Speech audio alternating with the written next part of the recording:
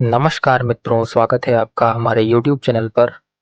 आज हम एक बहुत ही छोटा परंतु गहन विषय लेने जा रहे हैं, जो कि है दूध की शाकाहारी और मांसाहारी होने पर एक विचार, जिसमें हम वैज्ञानिक विचार देखेंगे और आध्यात्मिक रूप से भी उसका एक विचार परंपरागत क्या चला आया है, वो सभी हम जानते ही हैं। तो आइए शुरू करते हैं।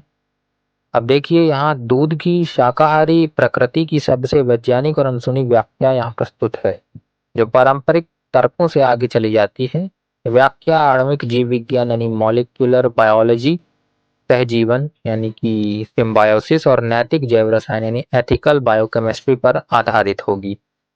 तो इसमें हम पहले जान लेते हैं लैक्टोजेनिक सिम्बायोसिस यानी कि लैक्टोजेनिक सहजीवन का सिद्धांत क्या कहता है। गाय और मनुष्य के बीच लगभग 9000 वर्षों से एक अनूठा सहविकास यानी को इवोल्यूशन चल रहा है। गाय के एलसीटी जीन यानी कि लैक्टेज एंजाइम कोड करने वाला और मनुष्य के लैक्टेज दृढ़ता यानी कि लैक्टेज परसिस्टेंस जीन में समानतम उत्परिवर्तन यानी पैरेलल म्यूटेशन हुआ है। विज्ञान कहता है दूध पीने की मानव की क्षमता गायों के पालतूकरण के कारण विकसित हुई। ये प्रकृति द्वारा डिजाइन किया गया सहजीवी आदान प्रदान है, जहां गाय को आश्रय मिलता है और मनुष्य को पोषण।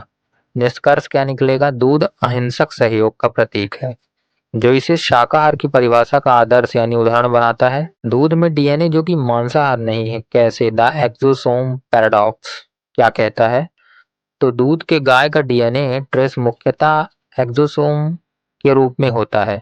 ये एक्सोसोम सिग्नलिंग मॉलिक्यूल्स हैं जो मनुष्य की आंतों में जीन एक्सप्रेशन को रेगुलेट करते हैं, ना कि उन्हें खाते हैं। 2020 का शोध यानी कि जर्नल ऑफ न्यूट्रिशन गाय के दूध के एक्सोसोम मानव आंत में प्रतिरक्षा प्रणाली इम्यून सिस्टम को मॉड्यूलेट करते हैं। यह अंतर प्रजातीय संचार यानी क्रॉस स्पीशीज कम्युनिकेशन है। विरोधाभास इसमें क्या है?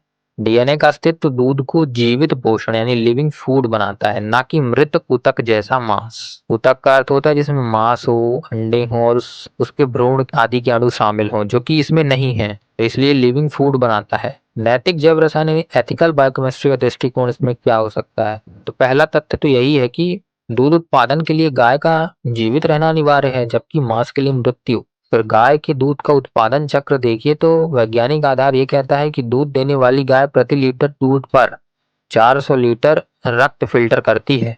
यह प्रक्रिया उसके स्वास्थ्य के लिए लाभदायक है। जर्नल ऑफ डेयरी साइंस 2018 का ये एक वैज्ञानिक आधार है। निहितार्थ क्या है?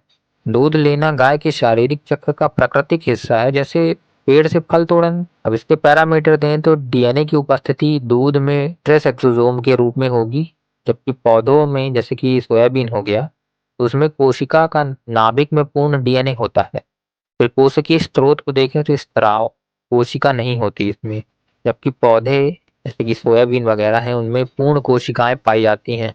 नैतिक स्थिति अहिंसक सहजीवन, पौधे में सोयाबीन जो होते हैं सीधे जीवन का उपयोग है। आश्चर्यजनक तथ्य तो यह है कि पौधे भी चेतना दिखाते हैं, स्ट्रेस रिस्पॉन्स, फिर भी शाकाहारी हैं। दूध लेने में पशु चेतना प्रभावित भी नहीं होती, फिर भी वो मांसाहारी है, ऐसा क्यों? फिर बायोएथिकल लैक्टेशन की अवधारणा क्या कहती है कि आदर्श स्थिति तो यही है कि जब गाय को प्राकृतिक आहार यानी चारा दिया जाए, बछड़े को पहला दूध कोलोस्ट्रम मिले और दोहन हार्मोन मुक्त हो, तब दूध गाय के लिए शारीरिक राहत का स्रोत है, दबाव कम करता है। मनुष्य के लिए सहजीवी पोषण है। विज्ञान कहता है ऐसी स्थितियों में दूध देना ऑक्सीटोसिन रिलीज कराता है, जो गाय में सुखद अनुभूति उत्पन्न करता है। पशु व्यवहार शोध 2021 के अनुसार। तो आखिर इसका निष्कर्ष क्या निकलता है? दूध प्रकृति का एकमात्र ऐसा पदार्थ है जहां एक प्राणी दूसरे की जैविक प्रक्रिया में सहभागी बनकर उसे नुकसान पहुंचाए बिना पोषण प्राप्त करता है। यह अहिंसा का आणविक विज्ञान molecular science of non violence है। इस व्याख्या के अनुसार दूध शाकाहारी नैतिकता का शिखर है, बशर्ते पशु कल्याण सुनिश्चित हो। हालांकि आधुनिक डेयरी प्रथाओं के कारण वीगनिज्म वैध है, परंतु वैज्ञानिक सिद्धांत से दूध स्वयं अहिंसक है। दूध का पूर्ण आनुवांशिक स्ट्रक्चर यानी जेनेटिक स्ट्रक्चर नहीं होता, क्योंकि दूध एक जैविक स्त्राव बायोलॉजिकल सिक्रीशन है जिसमें पशु की कोशिकाएं या ऊतक नहीं होते। हालांकि इसमें ट्रेस मात्रा में डीएनए आरएनए मौजूद हो सकता है जो पशु के जीनोम से आता है। दूध की रासायनिक संरचना यानी केमिकल कंपोजिशन मुख्य रूप से प्रोटीन, वसा, कार्बोहाइड्रेट और खनिजों से बनी होती है। इसे विस्तार से समझने के लिए आप इनके घटकों को समझिए कि रासायनिक नाम और प्रतिशत के हिसाब से मैं आपको इसे बताता हूँ।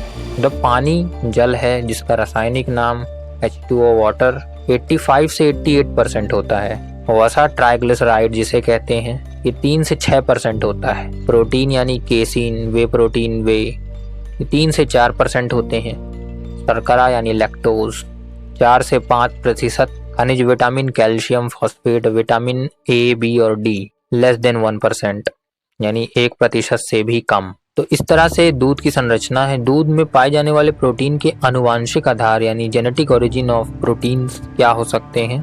दूध के प्रोटीन पशु के डीएनए द्वारा कोडित यानी डीएनए इनकोडेड होते हैं। इनका स्रोत गाय के जीनोम में मौजूद जीन है केसिन। ये दूध का मुख्य प्रोटीन 80% है।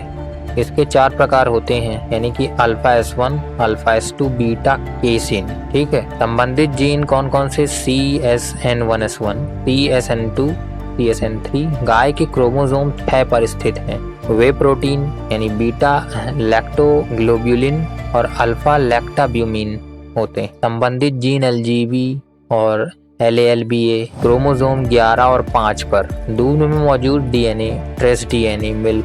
दूध में बहुत अल्प मात्रा में यानी 0.1% से भी कम में गाय का डीएनए मौजूद होता है जो मेमोरी ग्लैंड की कोशिकाओं यानी मेमोरी ग्लैंड सेल्स या श्वेत रक्त कोशिकाओं व्हाइट ब्लड सेल्स से आता है। इस डीएनए में गाय का पूरा जीनोम यानी होल जीनोम होता है जिसमें लगभग 3 बिलियन बेस पेयर्स और 22,000 जीन होते हैं। उदाहरण बोस टॉरस नस्ल की गाय का डीएनए सीक्वेंस में उपलब्ध होता है। अब लैक्टोज यानी दुग्ध शर्करा 312H22O11 glucose plus galactose. Casein जो इसमें है जटिल फॉस्फोप्रोटीन एमिनो एसिड श्रृंखला यानी एमिनो एसिड्स की पूरी चेन होती है ये। और ट्राइग्लिसराइड्स में C3H5 OOCR ट्राइग्लिसराइड एसिड और बाकी ओलिक एसिड वगैरह इसमें होते हैं। कैल्शियम Ca2+ आयनिक रूप में होता है। दूध में मानव डीएनए नहीं पाया जाता जब तक दूध निकालते समय मानव कोशिकाएं ना मिले। गाय की नस्ल के आधार पर डीएनए प्रोटीन में आनुवांशिक भिन्नता होती है। जैसे देसी गाय बनाम जर्सी गाय, इस हिसाब से देखें तो आनुवांशिक भिन्नता आपको दूध में प्राप्त होगी। फिर इसमें पाश्चराइजेशन या उबालने से डीएनए नष्ट हो जाता है पर प्रोटीन लैक्टोज पर असर नहीं पड़ता। दूध कोशिकाओं से बना उत्पाद नहीं है बल्कि एक जैविक द्रव बायोफ्लूइड है। इसकी रासायनिक संरचना प्रमुख रूप से लैक्टोज, वसा, प्रोटीन और खनिजों से बनी है। इसमें गाय के डीएनए के अंश ट्रेसेस मिल सकते हैं लेकिन यह इसे मांसाहारी नहीं बनाता क्योंकि हिंसा या ऊतकों का सेवन इसमें शामिल नहीं है। तो आज के वीडियो में इतना ही। धन्यवाद आपका।